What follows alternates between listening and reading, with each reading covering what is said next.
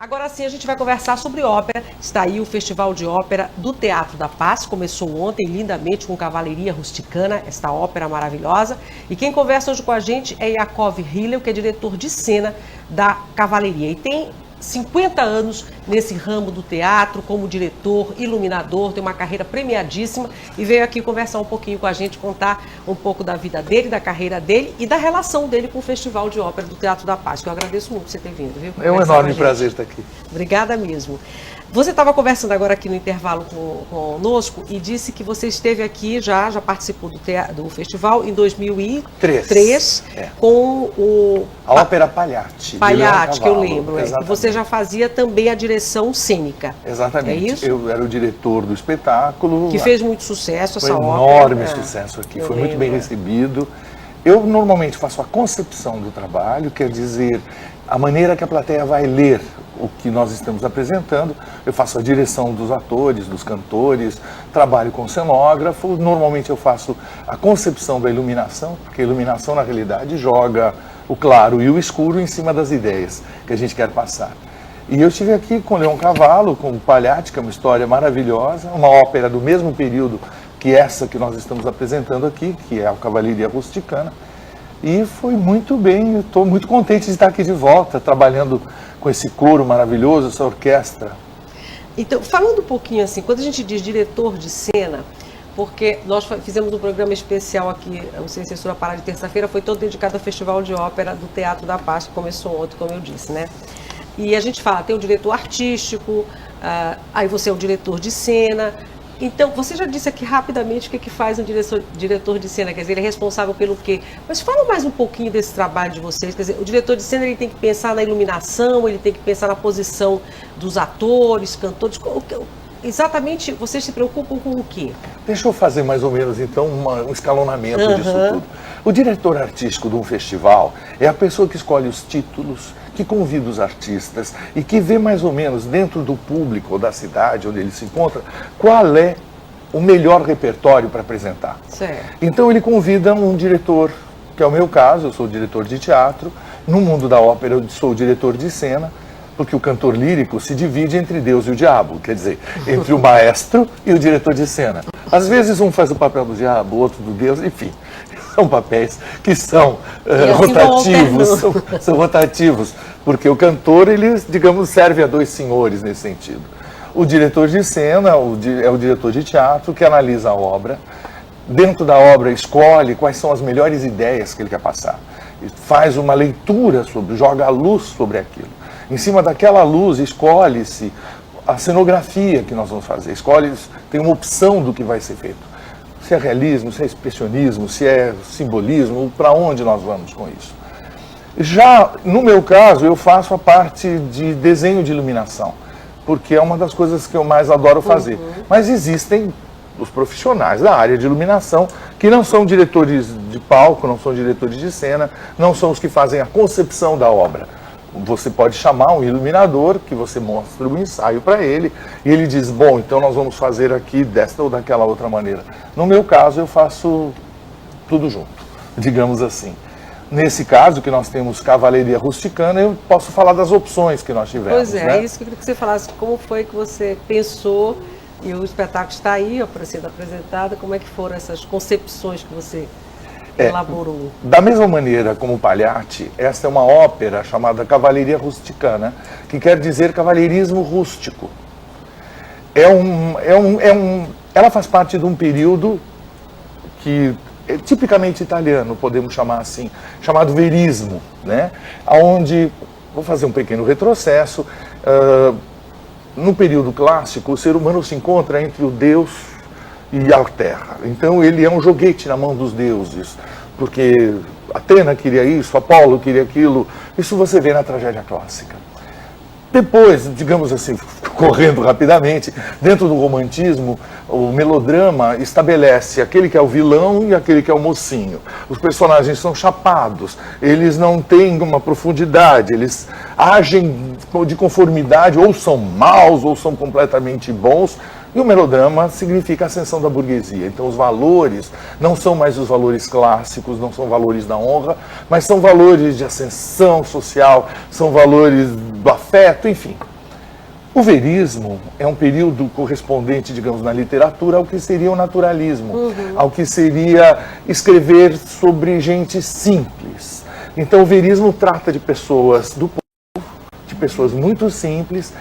Então o ser humano, ele é um ser humano que tem suas contradições, ele tem suas vontades e ele age da maneira que os seus impulsos levam para que ele haja daquela maneira e, portanto, ele paga o preço e as consequências daquilo que ele fez. Ele já não é mais... joguete dos deuses. E nem esse bom ou mal... Ele não é vilão, não. O ser humano é mostrado com todas as suas facetas, com todos os seus lados, com toda a sua complexidade. E essas duas óperas, tanto aquela que eu vim aqui há 9 anos atrás, que é Pagliatti, e esta, que é a Cavalleria Rusticana, trata disto. Trata do ser mais complexo, trata, nesse caso, nós temos vários personagens, mas a história é tratada do ponto de vista da Santuzza. A Santuzza é uma mulher que ama o Turido e que teve um romance com ele muito tórrido, mas ele já tinha sido noivo ou prometido de Lola. E Lola, enquanto ele foi para o exército, casou-se com outro homem mais rico, digamos assim. Ele volta, percebe que a mulher que ele amava está com o outro e resolve namorar a Santuzza. Mas o amor fala mais alto e é um homem dividido entre duas mulheres. Então ele gosta da Santuzza, mas ama a Lola. E a Santuzza quer cobrar, ela quer o homem dela para ela mesma, ela não quer dividi-lo com o outro. E fica uma cobrança, e a cena é dramática, e é forte, e ela quer ele para ela mesma. E ele manda ela embora, fala, me larga, me deixa, eu não sou escravo do seu ciúme, me larga, me deixa. Ela então resolve contar para o marido da Lola de que a Lola o trai. Numa atitude de raiva, numa atitude de ciúmes e de vingança, ela age contra ela mesma, porque o marido da Lola, que chama Alfio, acaba matando o Turido, o grande amor da vida dela. Então ela age contra ela mesma. Então é o ser humano que, revestido de ciúme, revestido de vingança, revestido de uma vontade de alcançar aquilo que ela não alcança, ela perde tudo aquilo que ela desejava. Agora, aí você contou a história com requintes de detalhes, maravilhoso você contando, né? Muito obrigado. Mas assim, e a concepção desse trabalho. E o que você pensou então para colocar veja a cena assim, diante dessa história? Essa peça, essa ópera, essa história se passa numa cidadezinha da Sicília. A Sicília é uma ilha e que tem várias pequenas cidades. Olhando a Sicília e vendo o drama, nós descobrimos uma cidade chamada Taormina. Taormina tem um teatro grego de 20 mil pessoas. Então, já que é uma história, que é um drama que leva a uma tragédia, em vez de eu representar isso numa cidadezinha que tem igreja, bar, a mesa e tudo mais, eu coloquei isso num teatro grego. O Teatro Grego de Taormina. Então o palco é quase uma arena. E o coro, que é o povo da cidade e que traz a moral à sociedade, o ponto de vista moral da cidade, é coro. É, portanto, ao mesmo tempo é participante e espectador da tragédia.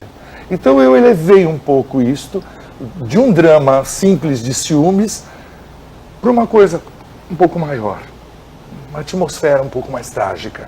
Onde os personagens e aí, se degladiam. Você usa o coro, dá um destaque maior para o coro, isso também se vê na cenografia, no figurino, de alguma forma? Na realidade, dá um destaque maior para a interpretação. O drama é elevado a uma potência mais trágica. Você sabe, né, que do que dá para rir, dá para chorar da mesma coisa. A comédia e o drama... estão pertinho, né? Aliás, é a mesma coisa. Você ri de quem tropeça e cai, numa outra atmosfera, você vai lá e cuida de quem se machucou. Percebe? Diz a velha canção, né? O que dá para rir, dá para chorar. Não é verdade? Então, está na nossa mão criar uma atmosfera.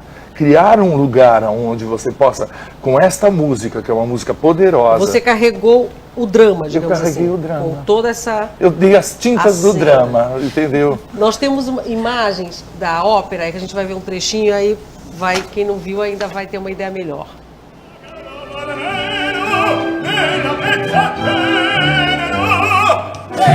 Ai vostri amori!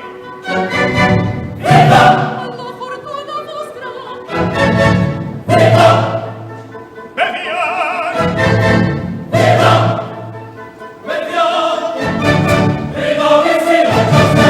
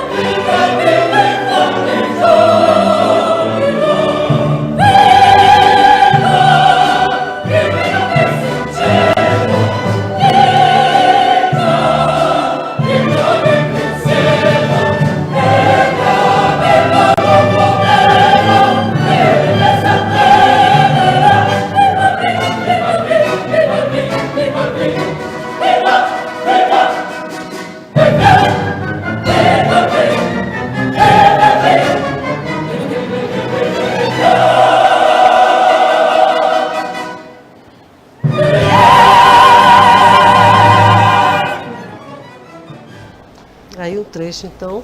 Esse é o momento alegre. Isso quer dizer, ao contrário do que a gente estava falando aqui, é um momento de alegria, né? É claro, porque o que trabalha o drama? O drama trabalha justamente com isto, a oposição do momento alegre para contrapor o momento triste, para contrapor o momento de tensão.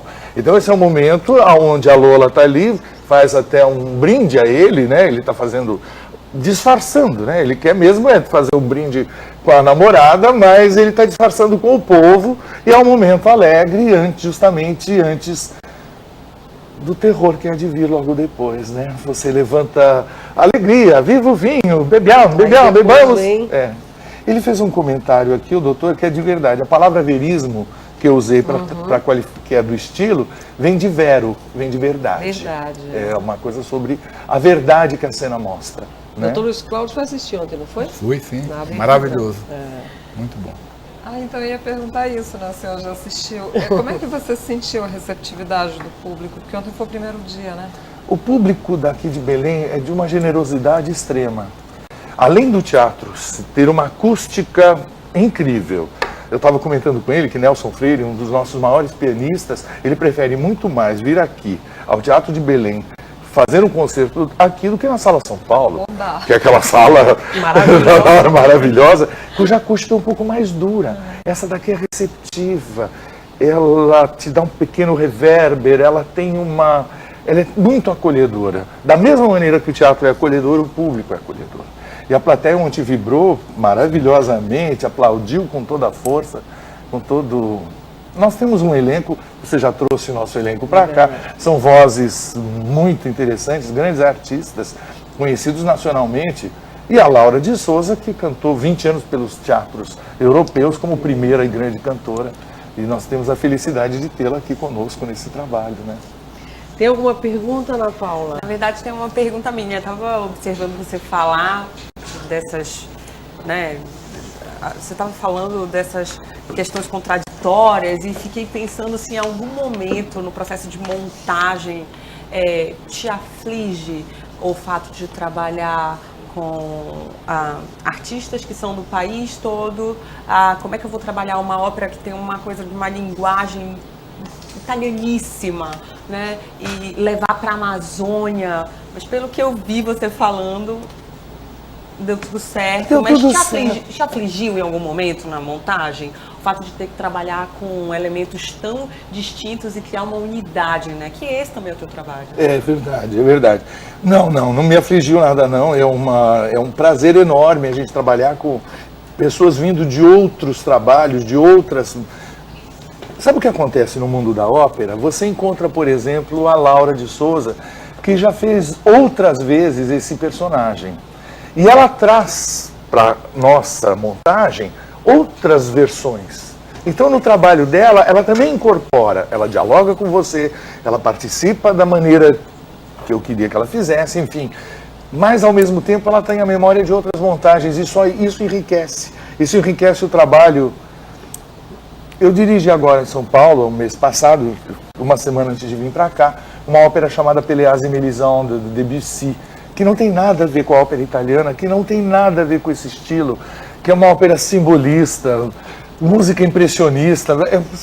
Claro, a história da música, você tem um leque, um painel imenso de possibilidades.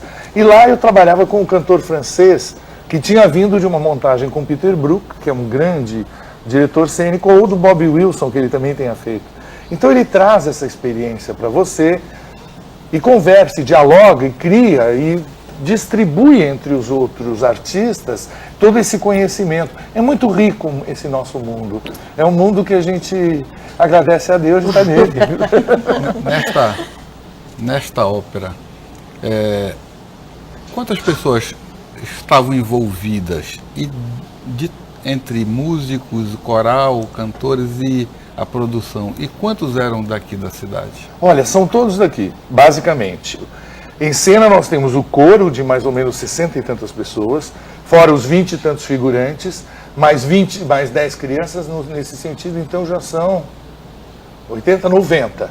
Aí você já tem os solistas, aí você já tem a orquestra, que é um número... Isso em cena, né? Em cena. Aí você tem todos as pessoas que estão ali à volta, que é a contrarregragem, maquiadores, camareiras, você tem a orquestra, e fora isso você tem quem preparou, que são os pianistas, preparadores, você tem toda a equipe de produção, e você tem toda a equipe que construiu o cenário e toda a equipe que fez os figurinos. Que é daqui de Belém. Tudo daqui de Belém. Os figurinos foram todos daqui. Tudo daqui de Belém. De fora nós temos algumas vozes, alguns cantores que vêm de fora, que já têm esse trabalho reconhecido internacionalmente, que trazem a qualidade, exemplo e, enfim, o nível da coisa, né? O nível de tudo. Eu não posso, nesse momento, lhe dar um número exato, mas são muitas pessoas, muita gente envolvida. Se nós temos em cena 100 e tantas pessoas, mais uma orquestra, digamos, de 60, você pode imaginar umas 300 pessoas. Nesta ópera. Nesta ópera. O Gilberto Chaves deu aqui o número, eu não sei se eu estou enganada, na terça-feira, acho que 800 pessoas envolvidas no festival inteiro.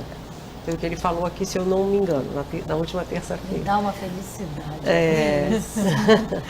Eu fico muito bem, ouvindo que mais da metade, muito mais, né, da metade é daqui de Belém. Não, mas são todos daqui de Belém. Só alguns diretores, cantores e tal, mas muito pontualmente. É tudo daqui, exatamente. A mão de obra, a grande...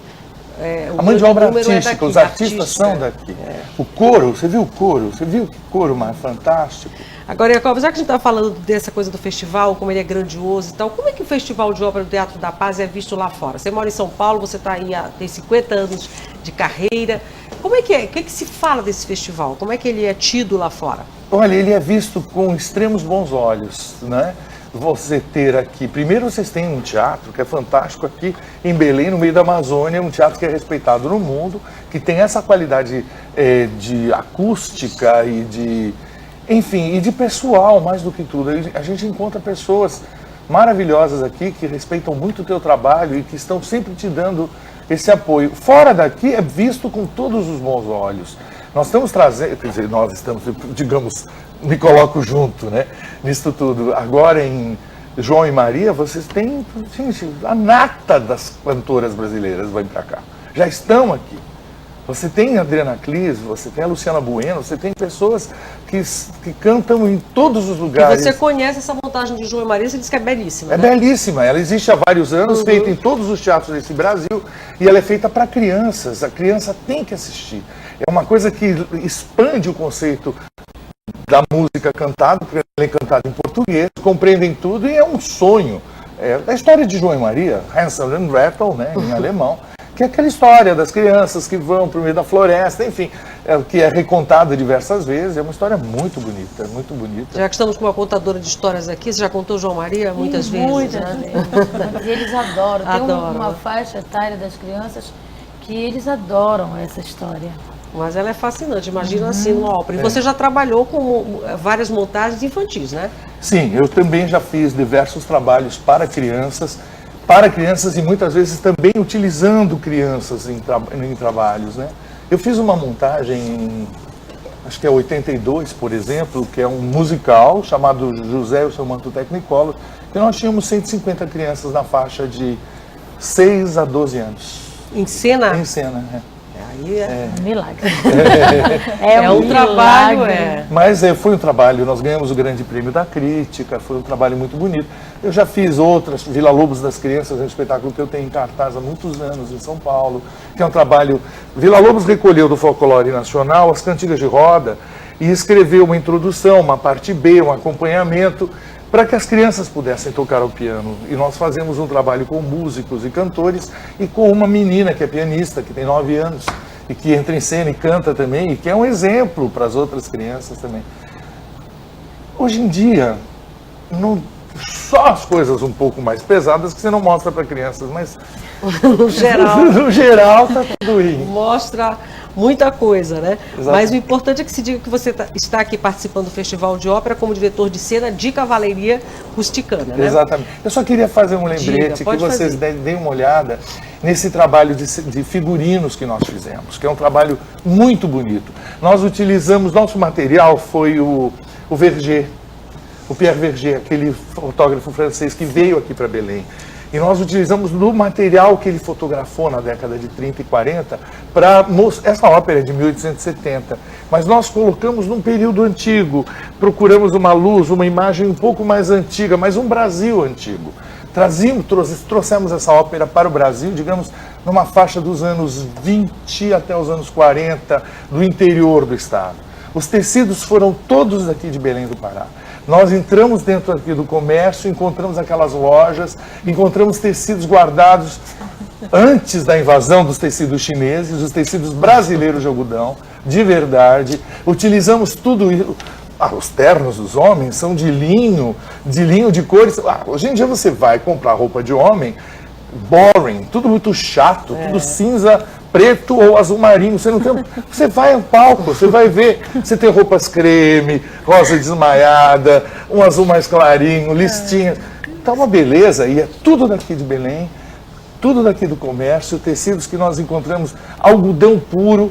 Você não vai encontrar uma roupa repetida dentro do couro, nem um modelo e nem um tecido.